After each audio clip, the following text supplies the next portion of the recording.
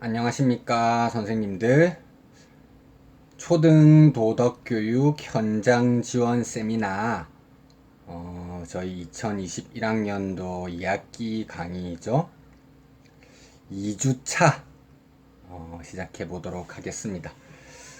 지난주에 예고해 드렸었던 것처럼 저희가 본격적으로 선생님들 세미나 준비하시기에 시간이 좀 필요할 것이기 때문에 주 교재에 들어가는 것에 앞서서 저희 첫 번째 주 교재가 뇌신경과학과 도덕교육 관련한 주 교재였었죠. 그것과 관련해서 제가 선행 연구에 두었던 조슈아 그린이라고 하는 사상가의 이론을 한번 소개해 보는 것으로 이번 주 강의는 한번 진행해 보도록 하겠습니다. 강의 진행에 따라서 아마 다음 주 정도까지 해서 2주 정도 조슈아 그린의 이중 과정 이론에 대해서 살펴보게 되지 않을까 이렇게 생각이 듭니다. 저희 현재 2명 선생님께서 수강 신청을 해주셨고요. 남궁환 선생님, 양동석 선생님, 박사과정 이제 수료하시기 직전 학기 듣고 계시다고 들었습니다. 이제 논문도 쓰시고 발표도 하셔야 될 텐데, 발표하시기 전에 논문 쓰시는 것에 있어서 제가 쓴 논문을 보면서 글쓰기 전략이라든지 이런 것에서도 힌트를 조금 얻으실 수 있으면 좋지 않을까, 이런 희망을 가지면서 논문 내용을 한번 살펴보도록 하겠습니다. 자료는 선생님들께 자료실에 이 클래스에 탑재를 해드렸고요. 제목은 조슈아 그린의 이중 과정 이론에 대한 비판적 고찰, 이렇게 되어 있습니다.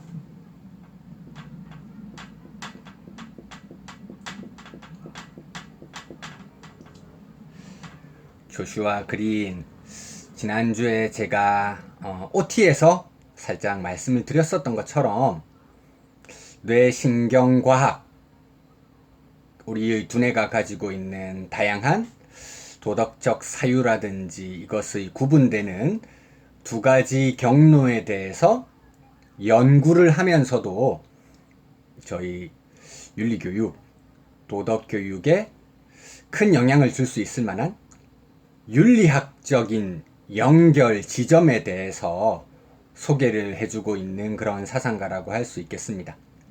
학부 때 철학과 전공을 했었다고 했었죠.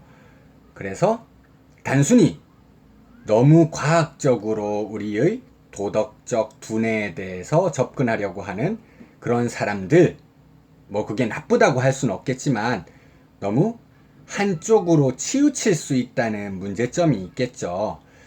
여기서 한 걸음 더 나아가 윤리학과의 접점을 살펴보는데 큰 도움을 줄 수 있는 사상가라고 보시면 되겠습니다. 부제로서는 새로운 공동통화로서 규칙 결과주의적인 담론 윤리의 제안이다, 이렇게 되어 있는데요. 이것은 조슈아 그린의 입장이라기보다는 조슈아 그린의 주장을 기본적으로 검토해 본 다음에 제가 생각할 때 조금 부적절하고 새로운 재검토가 필요하지 않을까 생각하는 지점에 대해서 조금 보완적인 방향으로, 이런 방향으로 접근을 해보는 게 좋지 않을까 해서 부제를 달아보았습니다. 요약문 한번 간단하게 읽어보고 그 다음 본격적으로 논문으로 들어가도록 할 텐데요. 이번 주에는 제가 미리 작성한 논문 내용을 토대로 해서 천천히 읽어나가면서 추가적으로 이론적 설명이 더 필요한 부분이 있으면 간단하게 판서를 하면서 진행하는 그런 형태로 해보겠습니다. 조슈아 그린의 이중 과정 이론은 우리가 경험하는 두 가지의 도덕적 문제, 그리고 우리의 도덕적 뇌가 가진 두 가지의 도덕적 사고방식을 경험과학의 토대 위에서 설명하고 있다. 기본적으로 뇌과학이라고 하는 게 사실적인 영역, 경험, 과학의 영역이기 때문에 기본적으로는 이렇게 이야기하면서도 플러스 알파로 우리에게 시사점을 제공할 수 있는 측면이 있다는 것입니다. 그에 따르면 기존의 도덕적 문제는 공유지의 비극으로 이것은 우리가 가진 자동 설정이라는 도덕적 사고를 통해 문제 해결 방법을 비교적 수월하게 찾을 수 있는 것이다. 조슈아 그린에 대해서 이해하는 것에 있어서 제가 논문을 쓴 목차도 그러하지만 서로 구분되는 두 가지의 도덕적 문제가 있고 또 서로 구분되는 두 가지의 도덕적 사고 방식이 있다. 이 기본적인 차관점을 염두에 두시고 읽어 나가시면 쉽게 이해가 될 수 있을 겁니다. 첫 번째 도덕적 문제로 공유지의 비극이라고 하는 걸 이야기하고 있습니다. 그러나 최근의 새로운 도덕적 문제는 상식 도덕의 비극으로 부를 수 있는 것으로 이것은 우리가 가진 수동 모드라는 이성적이고 숙고된 추론의 과정을 통해 해결 방법을 찾기 위해 노력해야 하는 것이다. 공유지의 비극과 구분될 수 있는 상식 도덕의 비극이라고 하는 새로운 도덕 문제에 대해 이야기하고 있는데요. 본문에서 자세히 설명해 드리도록 하겠습니다. 그린은 자동 설정에서 도덕적 사고의 특징을 의무론에 연결시키고 수동 모드에서 도덕적 사고의 특징을 결과주의에 연결시켜 설명한다. 공유지의 비극과 상식 도덕의 비극이 서로 구분되는 두 가지 도덕 문제라면 반대축에 있는 서로 구분되는 두 가지 도덕적 사고 방식으로 자동 설정과 수동 모드라고 하는 용어가 나오고 있습니다. 이것도 본문에서 자세히 살펴보도록 하겠습니다. 그리고 수동 모드의 결과주의에 있어서 제1원리의 수준에서는 행위 결과주의를 선호한다는 자신의 입장을 밝힌다.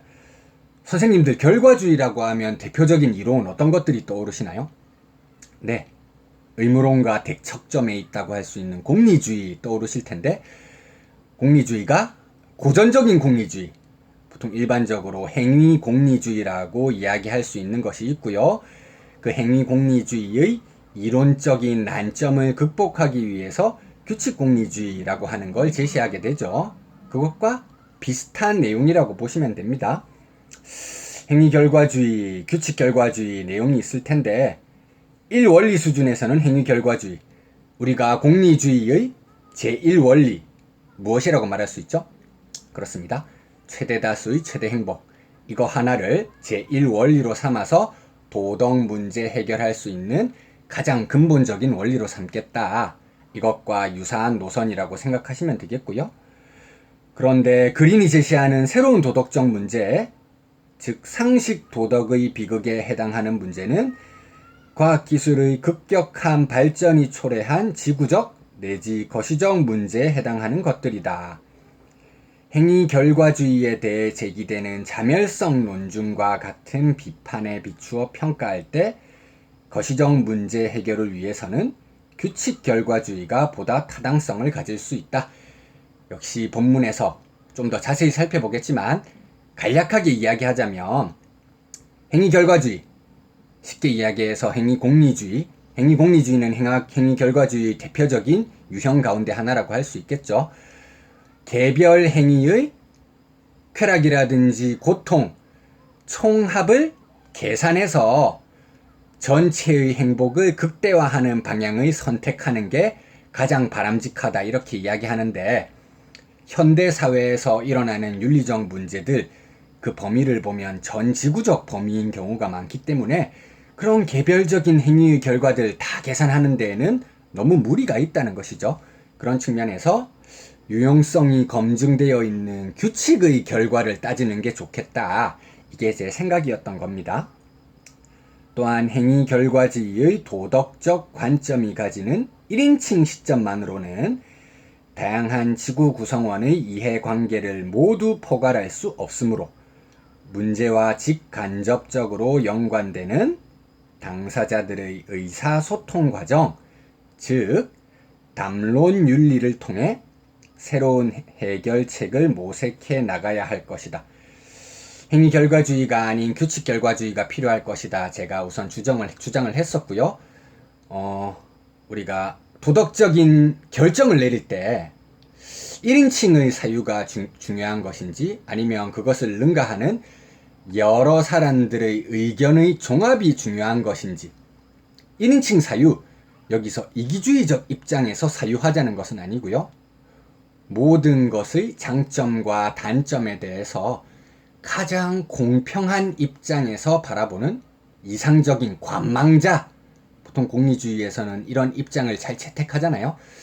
하지만 이런 1인칭만 가지고는 또 문제가 있을 수 있기 때문에 여러 사람들의 의견 검토의 과정, 바람직한 담론의 과정을 도입하는 것이 중요하다는 것이 저희 입장이었습니다. 뒤에서 또 한번 살펴보도록 하겠습니다. 따라서 본 연구에서는 그린의 주장을 비판적으로 재해석한 새로운 공동통화로서 규칙결과주의와 담론윤리를 결합한 규칙결과주의적인 담론윤리를 제안하려 한다. 이렇게 간단하게 요약을 해보았는데 사실 요약문만 가지고는 이해하는 게 굉장히 조금 어려울 수 있습니다. 그래서 본문의 내용들을 선생님들과 함께 차근차근 검토해 보도록 하겠습니다. 머릿말. 인간이 수행하는 도덕적 행동은 과연 어디에서 비롯되는가에 관한 논의는 오래전부터 활발하게 이어져 왔다. 그게 윤리학의 역사라고 할 수 있겠죠. 고대에서부터 비교적 현대에 이르기까지 인간의 도덕적 행동은 대부분 규범적 방법으로 설명되어 온 것이 사실이다. 그렇게 해야만 하는 것이기 때문에 우리는 마땅히 실천으로 옮겨야 한다. 이런 규범이라고 하는 건 철학의 영역이라고 할 수 있겠죠. 하지만 조슈아 그린의 이중 과정 이론은 저희가 첫 번째 주 교재에서 살펴보게 될 뇌신경과학, 이것을 대표적인 방법론으로 삼고 있었습니다. 그래서 규범적, 철학적 접근, 이것만 가지고는 한계가 있을 수 있다. 이것에 대해서 한번 주의를 환기하고 넘어가는 것이 중요하겠죠. 최근 과학기술의 발달은 인간의 도덕적 행동을 가능하게 하는 심리작용에 대한 정교한 이해를 도와주는 다양한 실험적, 경험적 증거들을 제공하고 있다. 우리 인류 역사의 여러 가지 지식, 그리고 행동 지침의 마련에 대한 많은 주장들이 있었을 것이고, 예전에는 규범적인 근거, 철학적인 근거로 그것을 정당화하기 위해 많이 노력했는데 최근에는 실험적, 경험적 증거가 많이 도입되고 있다는 것입니다. 물론 이런 과학적 설명과 함께 기존의 규범적 설명 또한 무시될 수는 없는 것이기 때문에 과학을 기반으로 한 도덕 심리학이 제공하는 경험적 근거가 규범윤리의 차원에서 어떤 함의를 가질 수 있는가를 논의하는 연구들이 최근 들어 활발하게 이루어지고 있다. 조슈아 그린의 입장이 그 대표적인 것이고요. 이중 과정 이론이라고 표현되고 있습니다. 이중 과정 이론, 괄호 속에 듀얼 프로세스 티오리라고 되어 있죠. 우리의 두뇌가 서로 구분되면서도 긴밀하게 연결되어 있는 두 가지 경로, 두 가지 과정으로 사유를 하고 있다. 이렇게 이야기하는 것인데요. 조슈아 그린만 이런 이야기를 하는 건 아니죠. 최근 도덕 심리학의 여러 가지 논의들 보면 저희 주 교재 속에서도 이런 사람들이 나올 겁니다. 우리의 두뇌가 서로 구분되는 두 가지 정도의 사유를 가지고 있다는 거 대부분 학자들이 다 인정하고 있습니다. 조슈아 그린 이야기할 때 함께 많이 언급되는 또 대표적인 사람이 있죠. 조너선 하이트라고 하는 인물이 있습니다. 조너선 하이트의 사회적 직관주의가 이러한 영역에서 가장 주목을 받고 있는 주장이다. 이렇게 되어 있죠. 조너선 하이트는 사회적 직관주의라고 표현되어 있습니다. 두 가지 구분되는 경로, 이중 과정 중에서 지금 하나를 하이트는 직접적으로 자신 이론 이름에 넣어서 주장하고 있습니다. 직관, 인투이션, 직관적인 사유가 우리가 내리는 도덕적 사고, 하나의 결정적인 역할을 한다고 할 수 있죠. 이중 과정이니까 첫 번째가 직관적 사유라면 또 다른 사유, 우리가 도덕적인 판단을 내리고 그것을 바탕으로 해서 실천을 이끌어내는 또 다른 우리 도덕적 사유의 경로에는 어떤 것이 있을까요? 그렇습니다. 직관 이외에 숙고된 이성적 추론이 있을 수 있겠죠. 조나선 하이트 또한 우리에게 직관적인 사유가 있고 이성적 추론의 사유가 있다는 걸 인정합니다. 조슈아 그린이 이야기하는 이중 과정도 직관과 합리적인 이성적 추론, 이 두 가지로 나누어져 있는 것이거든요. 그런데 제가 논문의 주제로 조나선 하이트가 아니라 조슈아 그린 이것을 선택했던 것은 아무래도 선생님들께서도 지금 전공이시기 때문에 마찬가지이겠지만 제가 전공 영역의 공부를 했던 학문적인 정체성과 밀접한 관련이 있습니다. 각주 1번 한번 내려가 보시죠. 노영란 교수님, 그린의 이중 과정 이론의 규범적 함의에 대한 고찰, 여기서 나오고 있는 제가 인용한 부분이고요. 거기 보면 제가 왜 하이트가 아닌 그린에 대해서 초점을 맞추었는지 한번 소개해 드리겠습니다. 본 연구에서는 하이트가 아닌 그린의 이론에 대한 비판적 고찰에 초점을 맞추었는데요. 하이트의 사회적 직관주의 모형은 추론에 대한 직관의 우위를 보다 강조한다는 점에서 본 연구자가 주안점을 두려는 도덕적 추론, 이성적이고 숙고된 추론을 이야기하는 겁니다. 이런 논의에는 적절하지 않다고 생각했기 때문에 제가 조슈아 그린을 선택했습니다. 하이트의 주장, 저희가 여기서 자세히 살펴볼 수는 없겠지만 논문 제목만 살펴봐도 하이트가 무슨 말 하고 싶어 하는지 잘 알 수 있는 부분입니다. The emotional dog and its rational tail 되어 있죠. 해석하면 어떻게 될까요? 정서적인 개, 그리고 그의 이성적인 꼬리. 개가 꼬리를 살랑살랑 흔들죠. 몸통은 개일 겁니다.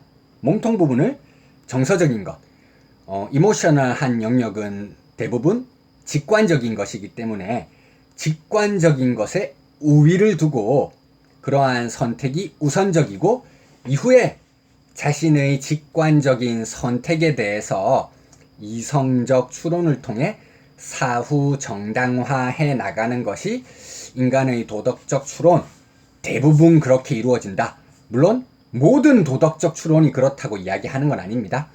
대부분 영역에서는 정서적이고 직관적인 것이 압도적이다. 이렇게 말하는 게 조나선 하이트의 입장인데요. 이렇게 말하면 우리 도덕교육 영역은 축소될 위험성이 있습니다. 직관이나 정서라고 하는 건 후천적으로 형성되고 개발되는 측면이 강할까요? 선천적인 측면이 강할까요? 선천적으로 진화의 결과 우리의 도덕적 두뇌에 프로그램화되어서 세팅되어 있는 게 정서적이고 직관적인 영역이거든요. 유치원생들, 선생님들 지금 학교에서 가르치고 계시는 초등학생 중에서도 저학년에 속하는 아이들, 그런 학생들도 어떤 행동을 제시해주고 이 행동이 올바른지 아니면 그른지 구별해 보아라 이렇게 이야기하면 옳은지 그른지 그 두 가지의 크게 구분되는 사실 자체에 대해서는 대부분 쉽게 판단을 내린다는 것이죠. 직관적, 정서적으로 이 행동은 올바르고 이 행동은 그른 것입니다. 이야기하는데 물론 초등학교 저학년 학생이라고 하면 그것에 대한 정교한 이성적인 정당화 논리라든지 증명에는 조금 어려움을 겪을 수 있겠지만 학습자들의 인지적 능력이 발달해 나감에 따라서 초등학교 고학년 정도 되면 자신이 선택한 그 행동, 옳음과 그름에 대한 원인을 이성적으로 능숙하게 설명할 수 있게 되죠. 먼저 직관적으로 옳다 그르다를 선택한 다음에 그 이후에 이성적이고 합리적인 설명을 덧붙인다는 겁니다. 그러면 유치원생이라든지 초등학교 저학년 학생들도 옳은 행동과 그른 행동이 무엇인지 직관적으로, 정서적으로 알 수 있는 것이다. 굳이 학교 교육을 통해서 옳은 행동이란 무엇인가에 대해서 가르치는 것이 그렇게 큰 중요성을 가지지 않는다. 이런 잘못된 주장들이 나올 수 있는 하나의 원천이 될 수도 있겠죠. 조나선 하이트가 무조건 이런 주장만 하는 건 아닙니다. 숙고적 추론의 그런 역할도 인정하겠지만 사회적 직관주의 이론을 너무 간략하고 표면적, 피상적으로만 이해한 사람들은 정서를 강조하는 입장에 대해서 도덕교육이라고 하는 건 큰 역할을 담당할 필요가 없겠다. 이렇게 성급하게 잘못된 결론을 내릴 수 있다는 것이죠. 그것을 미연에 방지하기 위해 우리는 직관과 이성적 추론 두 가지 사유의 구분을 인정하면서도 이성적 추론에 보다 강조점이 있는 조슈아 그린의 입장을 살펴볼 필요가 있다는 것입니다. 선생님들께서도 지금 박사과정 마지막 학기시기 때문에 아마 조슈아 그린에 대해서도 이론적으로 검토해 보신 그런 경험이 있으실지도 모르겠습니다. 그렇다면 아마 마찬가지로 저와 같은 그런 감회를 받으셨을 것 같습니다. 저도 제일 처음에는 조나선 하이트에 대해서 먼저 학습을 했었거든요. 이거 큰일이다. 점점 이렇게 하면 도덕교육이 설 자리가 좁아지는 게 아닐까 걱정을 하고 있던 찰나에 조슈아 그린의 이론을 접하게 되었고요. 여전히 도덕교육이 자리 잡을 수 있는 중요한 지점이 있겠구나. 잡을 수 있는 하나의 동아줄과 같은 것이 되었었죠. 왜 그런 생각을 했는지 제가 논문을 한 번 더 살펴보면서 추가적으로 말씀드리도록 하겠습니다. 그 다음 단락에 나오고 있죠.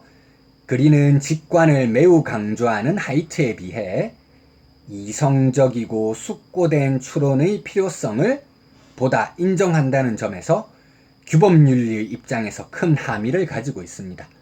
그리고 도덕교육이라고 하는 것이 윤리학을 주요한 배경 이론으로 삼고 있기 때문에 도덕교육에서도 큰 함의를 가진다고 마찬가지로 이야기할 수 있을 것 같습니다.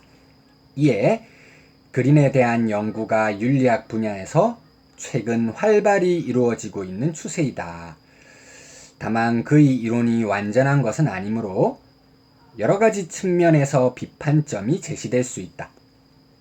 국내에서 그린의 이중 과정 이론에 대해 이루어진 선행 연구를 살펴보면 그린에 대한 비판은 크게 3가지 정도의 내용으로 전개되었다. 그 다음 선행 연구 검토한 내용이기 때문에 이 부분은 선생님들께서 한번 차근차근 읽어보셔도 무리가 없을 것 같습니다. 선행 연구가 이제 3단락에 걸쳐서 소개를 해주고 있고요. 171페이지로 넘어가서요. 171페이지 첫 번째 단락과 두 번째 단락 역시 선행 연구에서 그린을 어떻게 살펴보고 있더라를 제가 간략하게 소개해주는 내용이기 때문에 뛰어넘겠습니다. 마지막 단락 보면 될 것 같습니다. 이런 비판점들, 선행 연구들 외에 본 연구에서는 그린의 이중 과정 이론에 대해 제기될 수 있는 새로운 비판점을 모색하려는 것에 그 목적을 두고 있다. 그가 이성적 추론의 부분에서 강조하는 결과주의에 대한 비판적 고찰은 국내에서 아직까지 직접적 연구가 이루어지지 않았으므로 본 연구에서는 특히 이 부분에 초점을 맞추어 논의를 진행할 것이다. 공문 요약 부분에서도 이 내용에 대해서 이야기하고 있었죠. 어떻게 논문의 논지를 이끌어 나갈 것인지 전략을 소개해 드리겠습니다.